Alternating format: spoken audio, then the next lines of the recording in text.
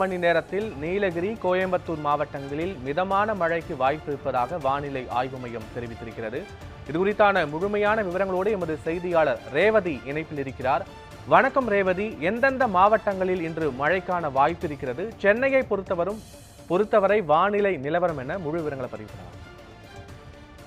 வணக்கம் பத்மநாபன். மத்திய மேற்கு வங்கக்கடல் பகுதிகளில் ஒரு காற்றழுத்த தாழ்வு பகுதி உருவாகி இருக்கிறது. அது மட்டுமின்றி மேற்கு திசை காற்றின் வேக மாறுபாடு காரணமாகவும் தமிழகத்தின் பல்வேறு இடங்களில் மழைக்கான வாய்ப்பு இருப்பதாக ஏற்கனவே வானிலை ஆய்வு மையம் தெரிவித்திருந்தது.